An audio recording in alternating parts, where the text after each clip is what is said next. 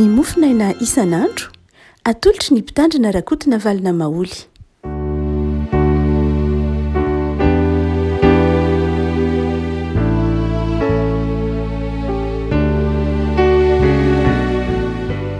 Ampifaliana rehefa no eramanantsika tratra ity alarobia faha-telopolo ny volana Jolay ity ny mofinaina izay voalahatra ao antsika dia ny faminaniany Ezekela mpaminany, bokin'ny Ezekela toko faharoa, Ezekela toko faharoa ny andininy toko faharoa manontolo arahina amin'ny toko fahatelo andininy voalohany ka hatramin'ny andininy fahatelo. Ezekela toko faharoa manontolo dia tohizana amin'ny toko fahatelo andininy voalohany ka hatramin'ny andininy fahatelo. Vakintsika amin'ny anaran'i Jesosy ry havana izany mofinaina izany. Ary o Jehovah tamiko, ry zanak'olona mitsangana fa hiteny aminao aho. Ary nisy fanahy tonga tamiko raha niteny tamiko izy ka nampitsanga anay ary reko izay niteny tamiko. Ary hoy izy tamiko: ry zanak'olona maniraka anao amin'ny zanak'Israely aho, eny ho amin'ireo jentilisa-mpiodina izay efa niodina tamiko. Izy sy ny razany dia samy efa nota tamiko avokoa mandraka androany, ary ho any amin'ny zanaka mafiandrina sy mahadipo-po no hanirahako anao. Ary ianao hanao aminy hoe izao no lazain'i Jehovah Tompo. Ary na hiaino izy na tsy hiaino, fa taranaka maditra izy dia ho fantany fa efa nisy mpaminany teo aminy. Ary ianao ry zanak'olona, aza matahotra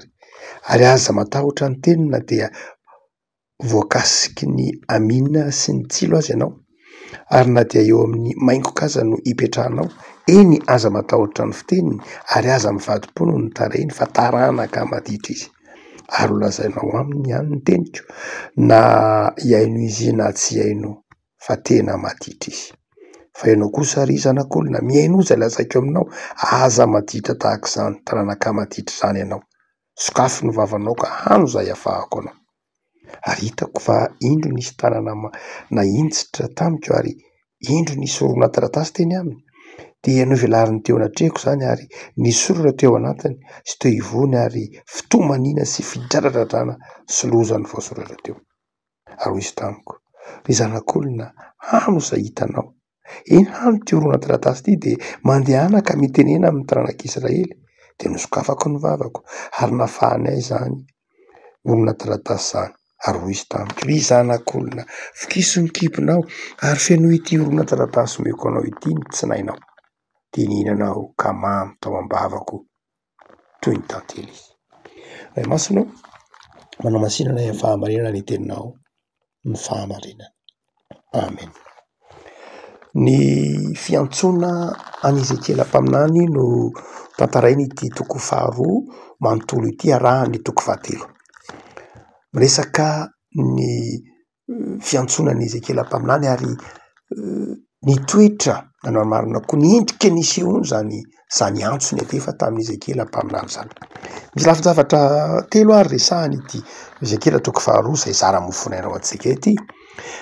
Mamaly ny fanontaniana hoe ny olom-bo antson'Andriamanitra tahaka ny fiangonana moa.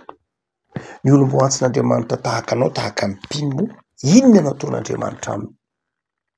Inona no ataon'Andriamanitra aminy ary inona ny zavatra andrasana aminy? Ny voalohany indrindra izay asehon'i Ezekela mpaminany amin'ny toko faharoa andininy voalohany ity dia izao: atsangan'Andriamanitra ny olom-bo antsony, atsangan'Andriamanitra ny fiangonana. Raha ohatra ka mamaky tsara ny tantara isika dia ilay teny hoe mitsangana dia milaza niala tamin'ny toerana anankiray nitaraboana, na niala tamin'ny toerana anankiray nipetrahana nitaraboana na tena akaikikaiky kokoa eto ka asain'ny tompo mitsangana. Ny irahin'Andriamanitra dia olona mitsangana, olona mijoro. Ary eto ny fiangonana tahaka antsika, izany mpino tahaka antsika no irahan'Andriamanitra dia atsangan'Andriamanitra.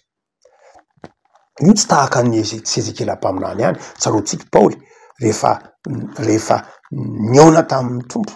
tany an-dalana Damasika dia lavy tamin'ny tany dia natsangany tompo. Ary tsarovo tsara fa rehefa misy olona raisina mpanjaifana izany ny tompo na rehefa misy olona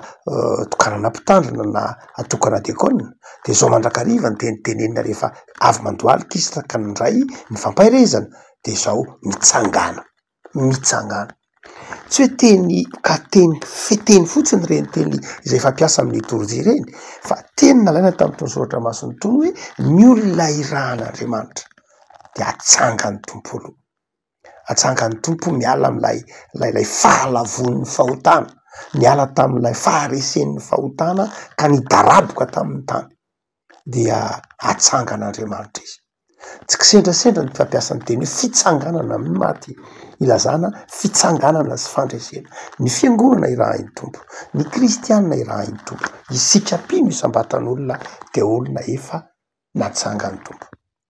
na inona zavatra mety mampidaraboka na ny fahotana io na ny tsy fisiny io na dia efa resin'ny tompo zany efa tonga olom-baovao na velany tompo eloka de atsangany tompo ho irahin'ny tompo mahafinaritra amin'ny soratra masina dia tsy misy mandeha ho azy na ny vombolana ampiasaina azy ny teny hebreo ilazana ny fahantrana ny teny hebreo ilazana ny hoe fahantrana de milaza zavatra fisaka ary izay teny hoe fahantrana mifamatotra amin'ny hoe fisaka zay de toy milaza hoe ny olona ny fahantrana de anankiray zay mampidaraboka ny olona ny fahantrana de anankiray mahatonga ny olona toy ny fisaka ka tsy mahajoro mampalemy ny olona ary dia izany lafin-javatra zany de endrika anankiray zay atsangany tompo zay mahatonga ny tompo manome toko mandrakarivany amin'ny hoe aza manany amin'ny hoaninao aza manany amin'ny sotronao aza manany amin'ny fahasalamanao aza manany amin'izay rehetra ilainao fa rehefa irahin'ny tompo anao de atsangany ianao zay ny voalohany hitantsika amin'ny andininy voalohany io andininy faharoa manao hoe ka nampitsangana izy ary niteny tamiko reko ny teniny lefako malala hoetsika manao hoe rehefa atsangany tompo ary zany isika ao anatin'io mety ho maha olombelona mpanotatsika io ka nitafinn'ny tompo hery sy ny fahamasinany de atsangany dia inona ary no mitranga tsy ny heritsika no mampitsangana atsika tsia fa ny fanahy ny tonga ao anatitsika ny mampitsangana atsika mazava ny andininy faharoa ary nisy fanahy tonga tato amiko ny fanahin'Andriamanitra ny mampitsangana atsika tsy misy fanahy mampidaraboka tsy misy fanahy mampandady fa fanahin'Andriamanitra de fanahy mampitsangana mahatonga ny olona manana fahasahina hijoro ary dia amin'ny andininy zay hitatsika zay mpiadanantsika io dia rehefa mitsangana ny mpanompon'Andriamanitra no ny herin'ny fanahy masina no ny herin'Andriamanitra mampijoro azy dia ny zavatra ataon'Andriamanitra voalohany dia miteny amin'ny Andriamanitra miteny Andriamanitra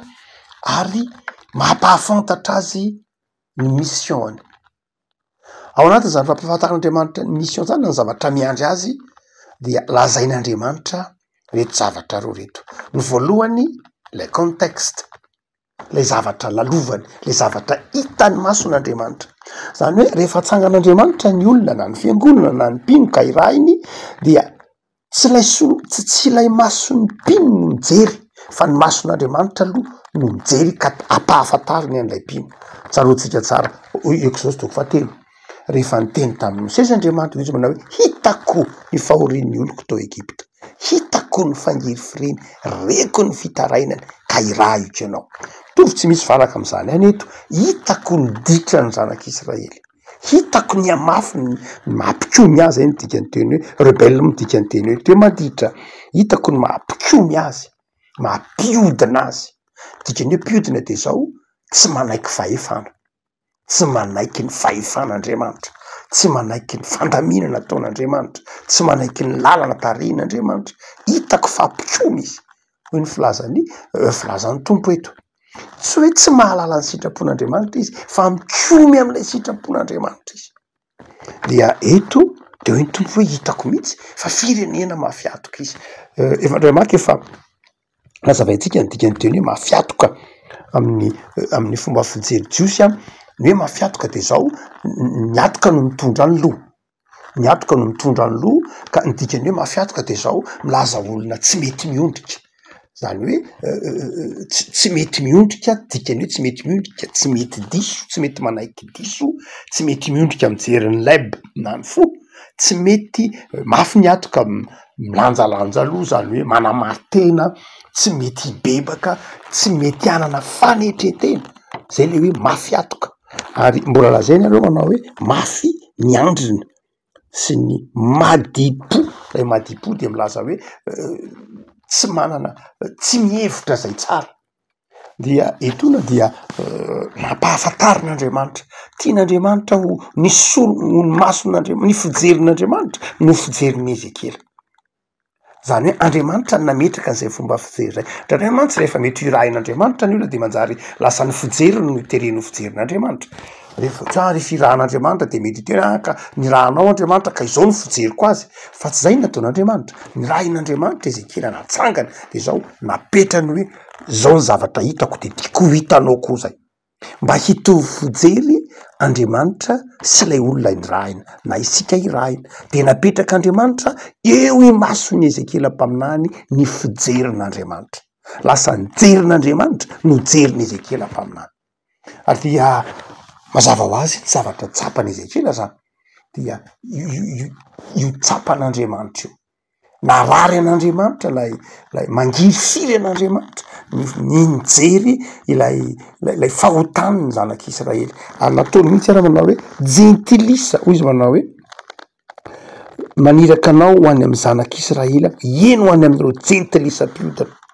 zany hoe notondroin'Andriamanitra ho jentilisa tapoka teo ny zanak'Israely ny zanak'Israely zay zanany tiny dia notondroiny tapoka teo hoe jentilisam-piodana dia mazava ho azy narary Andriamanitra manoloana zany fiodina zanak'Israely zany ary dia izany fangiry firian'Andriamanitra mijery ny zanak'Israely zany ny tonga fangiry firiany Ezekela mpaminany keo satria raha ijerin'Andriamanitra lasa jeriny Ezekela mpaminany dia ny tompo manao hoe na iaino izy na tsy iaino de raha zao foana zany hoe hotsika manao hoe rehefa atsangan'Andriamanitra ny olona iray na ny fiangonana na ny mpanompon'Andriamanitra dia tao amin'ny hijery lay zava-misy marina ary hijery lay zava-misy marina tsy am'ilay toetra maha-olombelona fa am'ilay mason'Andriamanitra ary faharoa de zao rehefa asehon'Andriamanitra izay sokafan'Andriamanitra ny masontsika ka ahita lay mission ahita lay hoe aika izao ny zavatra miandry ahy de ampahafantarin'ny tompo koa ny épreuve ny zavatra lalovana ampahafantariny mihitsy ny zavatra tsy maintsy ho lalovan'lay ny mpanompon'Andriamanitra na ny fiangonana hoe zanak'olona andalo ho amiamy ianao aminy ianao andalo ho tsilo ianao andalo zavatsarotra ianao fa izao aza matahotra tsy hoe rehefa mpanompon'Andriamanitra tsy hoe ny fiangonana irahin'Andriamanitra mitory ny fahamarinan'Andriamanitra mitory ny fahatsaran'Andriamanitra dia tsy mandalo zavatsarotra tena mandalo zavatsarotra andalo tsilo izy andalo aminy izy saingy zao aza matahotra ny tsilo izay lalovan'ny fiangonana amin'ny fijoroana vavolombelona de zao efa nitiny Jesosy tao amin'ny hazo fijaliana ny amina ny fangirifirina izay lalovan'ny mpino ny fijoroana vavolombelona de efa noentiny Jesosy iny lay ratra ny Jesosy iny lay tsilo iny lay kapoka nahazo an' Jesosy efa nentiny tao amin'ny hazo fijaliana ho zany dia ampahafantarin'ny tompo ny mpino fa tsy maintsy misy ny fiaretany tsy hoe rehefa irahin'Andriamanitra ny olona de miteny Andriamanitra aza matahotra ka ao anatin'ny olona ny fanahy dia tsy mandalo zavatsarotra izy tena mandalo zavatsarotra izy saingy zavatsarotra niarahany mitondra tamin'ny Kristy zavatsarotra efa resin'ny Kristy ary zay natonga ny Kristy tena manao hoe ahita fahoriana ankenareo e kanefa matoky fa zaho efa naresy izao tontolo zao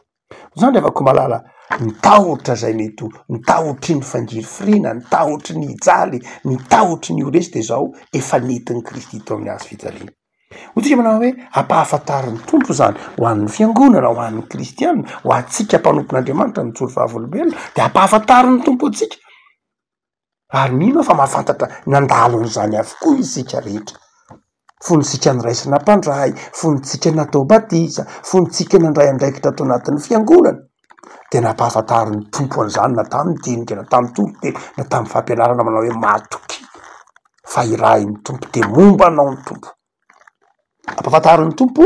ny mission hoe tia ny zavatra miandry anao fa ampahafantary ny tompo koa fa momba anao izy. Tsaroantsika tsara ny tenin'i Jesosy nge fiantsaramasina araky ny Matio mamahana ny filazany tsara momba anareo mandrakariva aho ambara-pahatonga ny fahataperany zao tontolo zao.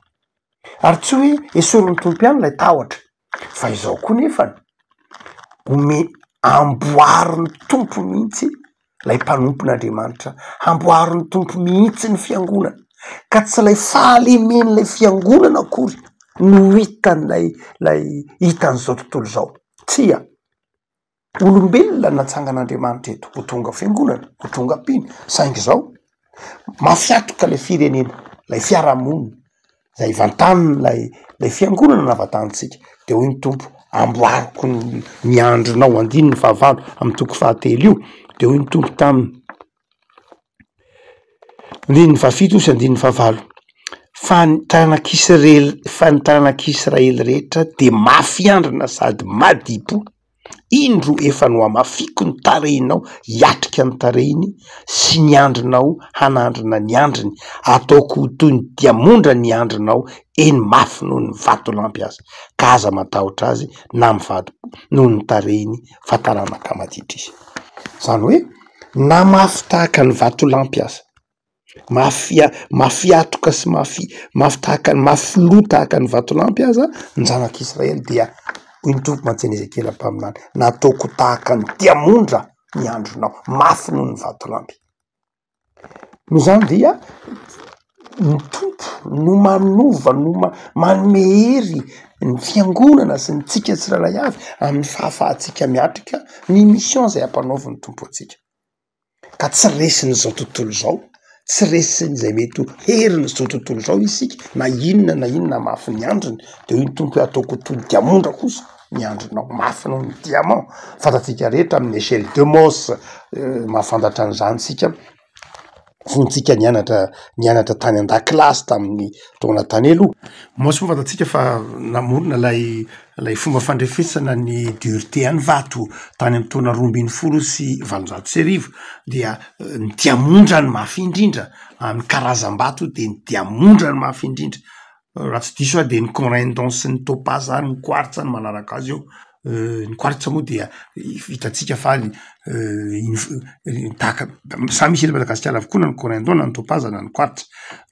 isan'ny vato mafy. Dia ny quartz zay ny vato lampy sao de efa mety azo atao hoe manakaikaiky ny quartz marina fa granity izy fa manakaikaiky ny quartz na ny topaz moa mbola mafy ary. Dia hoy ny tompo manao hoe mafy noho ny diamondra mihitsy ny mafy indrindra no ataon'Andriamanitra ho andriny handriny mpanompon'Andriamanitra. Ny tiany tenena de zao manao hoe tsy misy tokony hatohitra ny fahazavan-tsain'ny mpanompon'Andriamanitra, tsy misy tokony hatohitra ny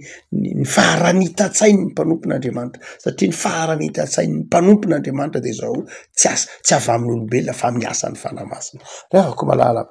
tsy tokony manaza antsika kristianina rehefa mijoro avy olombelona ny nivon'ny fiarahamonina any de matoky fa ny tompo mampitsangana anao ary rehefa atsanga ny tompo de mijoro mahereza. Fa lehibe indrindra mpamanarana de zao tsisy heviny raha ohatra ka izay ihany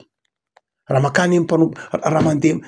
makany am'izao tontolo zao isika tsy hoe olona mafiandrana na be dido fotsiny na olona be drikidrikina fotsiny na eraky ny tanàna tsy zay fa mitondra inona sika tsy hoe ajoro ny tompo de olona miedinedina eraky ny tanàna na tsy zay mpanompon'Andriamanitra, tsy zay ny fiangonana, tsy zay isika hoe ajoron'Andriamanitra de mahana ny fanahy masina de miedinedina ery na miantsady ery am'izay mety hoe matanjaka satria mafy saina, tsy zany loatra fa izao mitondra ny tenin'Andriamanitra.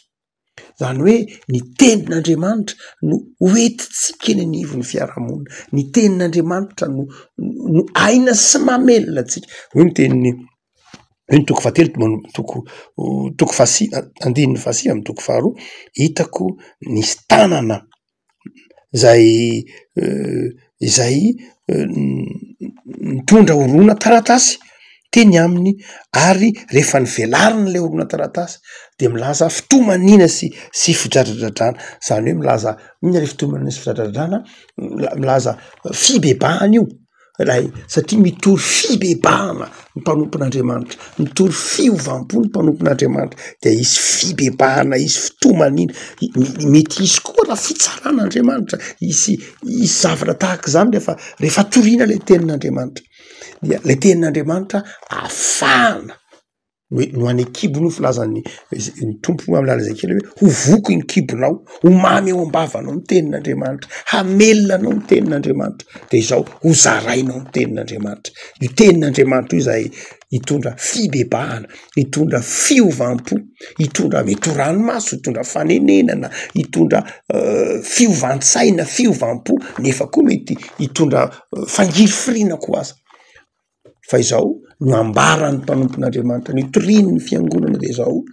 tsy ny amafy ny sain'ny fiangonana na ny farany hitatsaintsika pino akory no hitan'izao tontolo zao fa ny tenin'Andriamanitra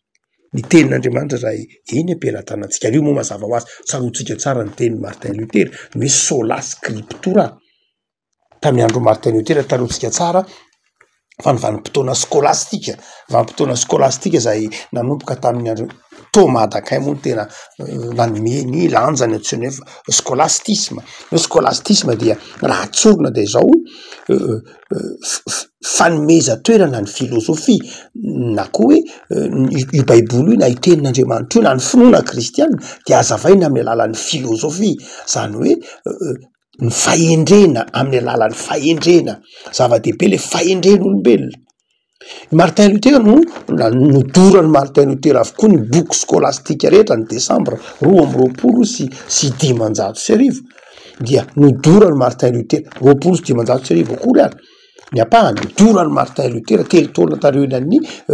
réforme nodorany avokoa ny boky rehetra teo tapo-tanàna ny 1295 tsisy tsony izy manao manomboka zao de zao tsy ny fahendren'olombelona tsy ny filozofia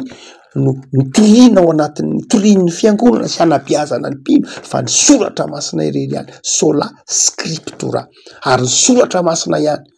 manazava ny soratra masina ny soratra masina ihany no manazava ny soratra masina zany hoe tsy mila zavatra hafa manazava ny soratra tsy mila filozofia ny Aristote na tahaka zany fahalalana fahalalana reny fa ny zava-dehibe dia ny tenin'Andriamanitra izay torian'ny fiangonana torian'ny mpino ary mamelona azy manome aina azy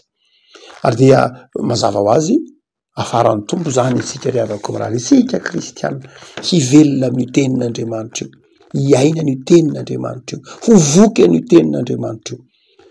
lafitinina de zao ity boky Ezekely ampaminany ity maniraka anao Andriamanitra o vavolombelona mampitsangana anao Andriamanitra tsy resy anao fa mandresy ary ny zavatra eny ampelantananao de ny tenin'Andriamanitra ary ny zavatra any ambavanao lazainao de ny tenin'Andriamanitra ny tenanao sy ny fiainanao arovan'Andriamanitra tahoary avako malala ny tompo any ampahery antsika amin'ny fijona vavolombelona izay asainy tampiarahana vavaka tompo am'zoranao zay fa